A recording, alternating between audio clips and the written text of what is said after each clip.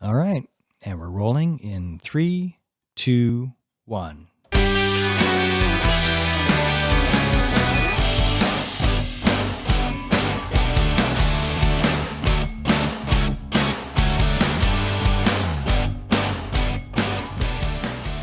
I'm your host, Mark Meinke, and this is the Meinke Show podcast.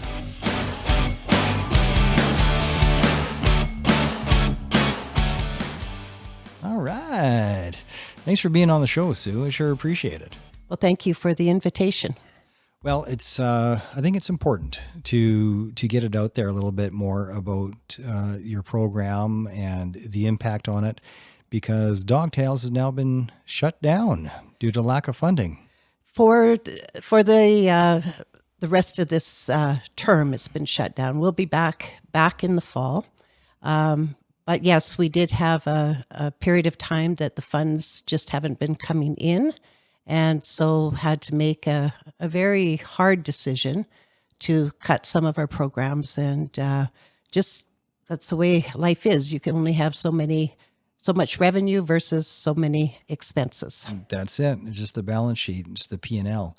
Now, did you lose any main benefactor? Was there any big ones that you lost? No, it's Literacy for Life. Our funding is probably 3/4 of it we have to raise through grant writing, through donations, through fundraising. So it's kind of a crapshoot, actually, every year.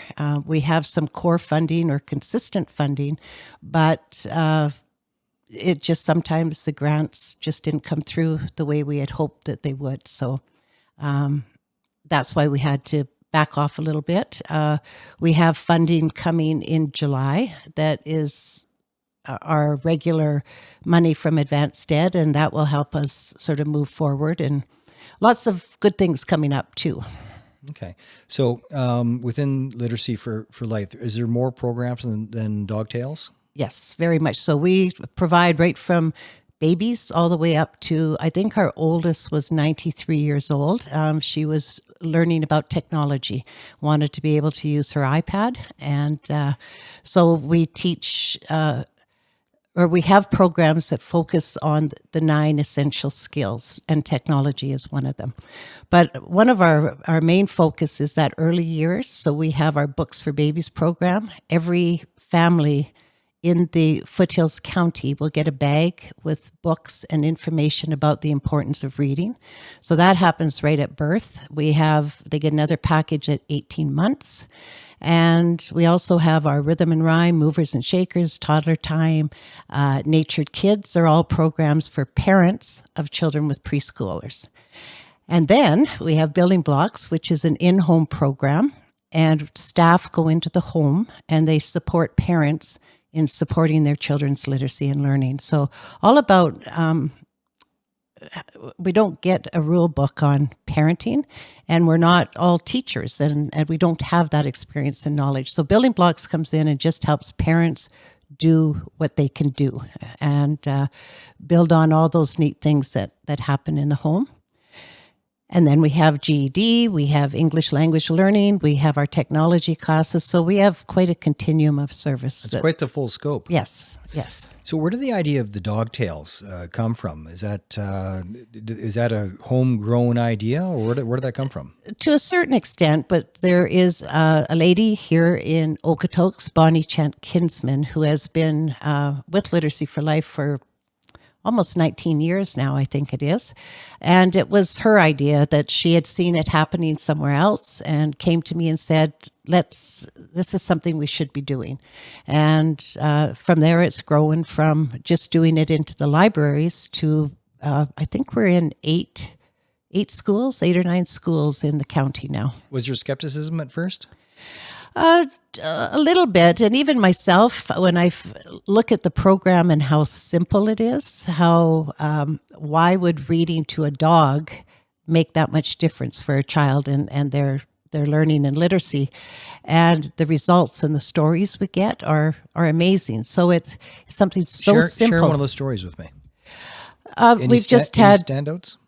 Well, parents have reported that their children's reading levels have increased 2 to 3 levels. they've reported that their child is now a child that hated to read is now reading at home without any fights, without any arguments. The biggest thing they've noticed is the confidence that they've they now feel they can read and they enjoy reading. So having a dog that just listens, non-judgmental, doesn't correct you. Doesn't correct you. Yeah, just we have the pictures of the dogs with their chins on the children's laps, and it just looks so peaceful. And that's what these kids need at that stage in their reading. What sort of feedback have you got from the kids themselves about reading to dogs? Well, they love it, and they actually go home if they have a dog at home. They'll actually read to their dogs. They've reported that they now enjoy it more. They now want to do it more, and they just feel more comfortable doing it. Is there any science behind it, or is it just we're just trying it out, and the anecdotal stories are showing that this is a good idea?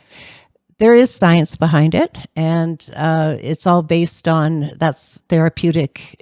Actually, the original kind of start to it came through therapeutic dogs, and so the whole.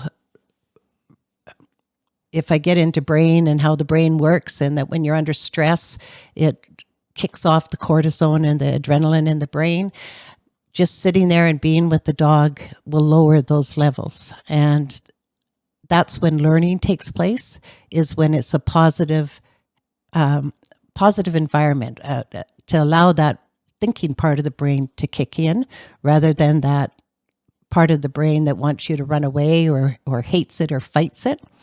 So there's that part of it.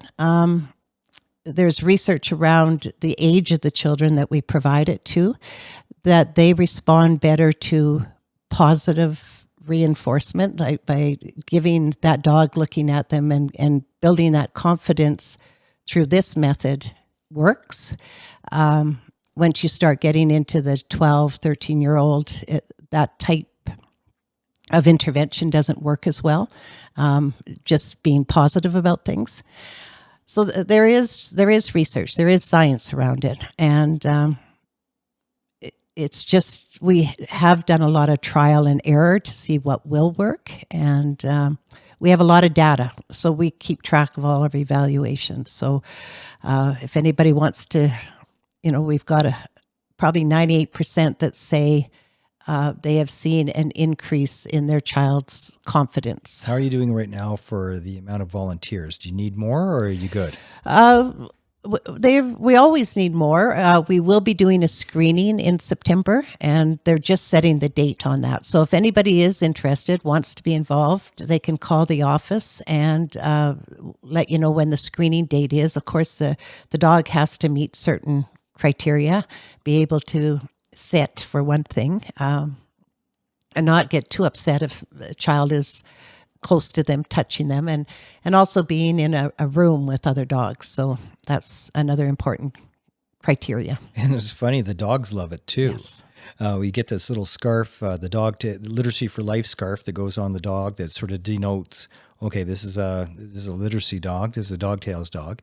And after we went through the process, not everybody gets through the screening process. No. We saw a couple who was like, nope, I don't think so. That could be dodgy. So it's very important to have that screening process, because everybody thinks, oh, my dog would never do anything. Well, let's just let a professional trainer do this evaluation. And the way that they evaluate the dog is like, oh, I see what you're doing there. That makes perfect sense. Because if there are no hot buttons, well, my dog only bites if you touch him here. Yeah, well, because guess what? Murphy's Law, some kid's going to touch him there. Yes. Yeah, so no. If there's, my dog only bites when, no. My dog never bites is the only is the only answer, or it could destroy the entire program. Yes, it could. In one fell swoop. But whenever we pull out that scarf, the Literacy for Life scarf, our dog reacts the same way as when she sees the leash. She's like, "Whoa!" and the tail starts to go, and Okay. it definitely enjoys being with the kids. And it is so neat to watch the kids. At first with high anxiety, and then the anxiety come down. I saw another kid, because our dog participates in, for the listeners that don't know, in the Dog Tales Right. program. So I go to the library, or my wife does with her dog. And one kid was terribly scared of dogs, which is kind of the opposite of what we're shooting for. But that didn't last long, Yeah. so that anxiety came down. So it was a double win. And he went from wildly scared of the dogs, like had to keep him at least a meter away, and like don't even look at me, to being comfortable with all the dogs. So not only is he reading better and enjoying the reading more, but now his fear of dogs is, because these are as safe as it gets for Yes. dogs, But it's a hell of a program. Now, if somebody wants to donate, how do they do that? There's a couple methods. We do have an online method on our website at litforlife.com. We're actually part of a program, So I'm sorry, just because they'll miss that. Lit, so LIT. forlife.com. Okay.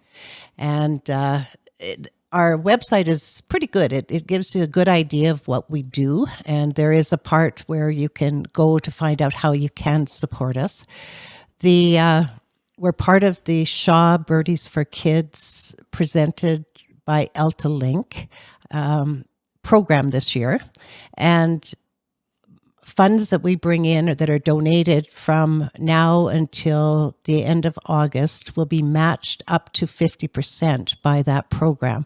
It's the Shaw Charity Classic Golf tournament in August in Calgary, but they've brought on a number of different charities, and we're being one of them. So $20,000 of us bringing in will bring another 10,000 into the organization, and then it goes up from there. So that's fantastic. Yeah, it is a great program. So if you don't donate on our website, you can LITFORLIFE.com. right .com Litforlife.com. litforlife.com, and it's automatically looked after. Once you go through there, it's matched, and we'll get it once the program's done. So it's a perfect time to be doing it. And so there's lots of different ways to it. Actually, we're kind of excited, even though we had to cut the programs this for May and into June.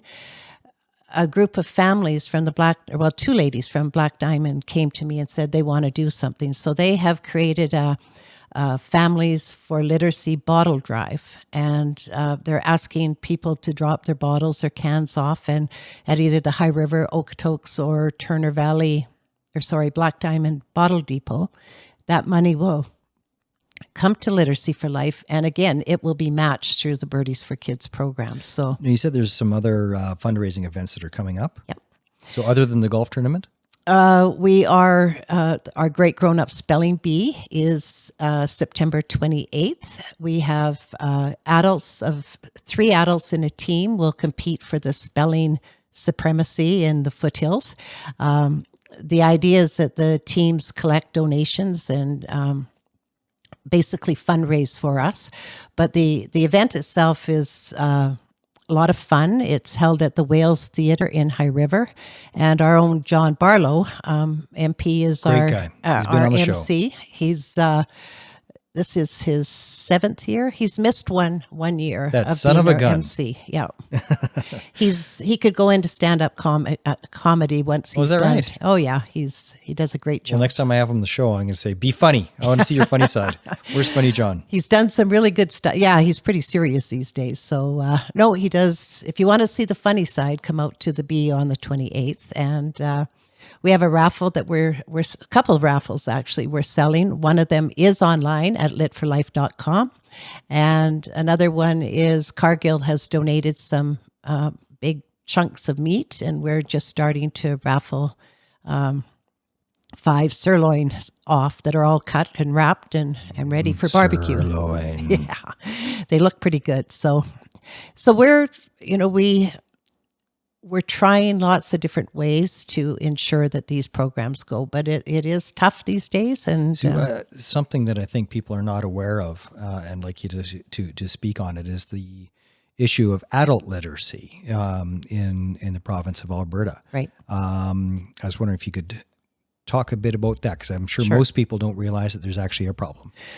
You're right, and I think that's part of why we're not as sexy as some of the other causes out there, and people aren't aware that the stats vary, but it's around 48% of Albertans have difficulty with literacy that impacts on their day-to-day life. So we have very few people that are, you would call, illiterate. And I just want to clarify on that. We're not talking about ESL. We're not talking about people that, we're talking about born and bred Albertans Right. that went through the school system, made it however far that they made it. And just to share a story. So I used to volunteer with PALS, that's Project Adult Literacy Society, out of Edmonton. And at that time, the numbers that I remember they told me is that 23% of Albertans, born and bred Albertans, are functionally illiterate. Right. So they can't read a pill bottle kind of thing, or ingredients on the back of a cereal box. Not that anybody else can either, but 11% are flat out can't read or write, like just flat out. And people think, well, how is that even possible? Yeah. Well, one fella that was a student of mine, because it was each one teach one. So it was one-on-one, one at a time until they're there. This guy, when we first started meeting every Thursday at the local library, couldn't read a stitch. Literally did not know the alphabet, didn't know the phonics of the alphabet. Okay. 9 months later, he was reading the credits in the movies. Excellent. And for people that don't know the difference between reading and recognizing a sight word is like a stop sign. You're not actually reading stop, S-T-O-P, and sounding it out. You just know that says stop. But when you're reading names, you can't use your sight word catalog. Right. So that meant he was actually legit reading and not just using his huge catalog of sight words that he could recognize but not read. Right. So he knew what they meant, but he couldn't read it. But this guy had a high school diploma, graduated high school, and had a year of technical college at NAIT. Yep. A year at NAIT before he's like, I can't do it anymore. And they have more coping mechanisms than you can believe. So the reason I wanted to share that is that it is a problem. Adult literacy in Alberta, you'd never think, a first world nation with a great education system. Well, there's still some slipping through the cracks. Yes, there is, and there are lots of different reasons, and that's what we're trying to impact on, and in particular, our early year programs and dogtails and so on. Is if we can make a difference early, then The sooner the better. yes, and going through the system and going through lots of different systems does so much damage, other than just not being able to maybe make, say, an income, but the what it does to people emotionally and socially. It has a lot of Well, people aren't exactly wearing T-shirts saying, be patient, I can't read. right. Talk about a dirty little secret. Yes, yeah, and it's people that it's amazing how good they are, or how many skills they do have, that they're able to actually survive in our world and not be able to read. So it's I've just seen too many of that. We do offer the one-on-one also through Literacy for Life. I shouldn't have missed that one because it is such an important one. So if you're ever looking for another volunteer opportunity, we offer the one-to-one help for adults in the county too. Well, we might have to talk about that. I've trying to get things off my plate and not putting more things on my plate. Yes, I I'm know a real about estate that. agent. I'm a realtor. I'm a podcast host, and so much more. Yes. But that's what you got to do in this economy. You got to diversify. Yeah. If you don't, you could sink. And that's the whole thing with skills, is being able to, when we talk about literacy, it is even more than just reading and writing. And it's especially in our day and age now with technology, if you can't function in that world, you're just going to get further and further behind. So, and same with numeracy. There's a whole lot involved other than just reading and writing. Just I'm fishing here, but I don't know. But I just kind of get this sense. Is there a personal story that you have that got you into being a literacy advocate? Yes, and I think I'm okay with sharing it because I have shared it before. I can smell it. I am trained as a teacher and was in a classroom, but when my children came along, I sort of changed direction a little bit. But my oldest, as she went through the school system, it was not a happy place for her. And as a parent, even with all the skills that I have as a teacher, my husband also was trained as a teacher and is a paramedic. We went through all the post-secondary, all those things, just watching her struggles with learning. And it wasn't that she's a very smart lady, has wonderful strengths, lots of great things, but what it did to her, knocking her ability to take risks out of her. It's just, she's 36 now, and I still see the damage that was done because of not being able to read and learn in the same way the others around her were learning. She's doing great, and we've learned through being involved in Literacy for Life, all the things I've learned. I've been able to help her learn strategies and tools and ways to be successful. So it's a happy ending, but you can still see those things that the damage. So. Well, thank you so much for sharing your story here today, Sue. I'm hoping that we get some coverage. For anybody watching, please, wherever you're watching or listening to this show, please share it. And the more you share it, the more the awareness that literacy is actually an issue in this country. Believe it or not, it's a dirty little secret, and people need to know more. And please support Literacy for Life. Sue, thank you so much for being here. Thank you. I'm your host, Mark Meinke, and this is the Meinke Show Podcast.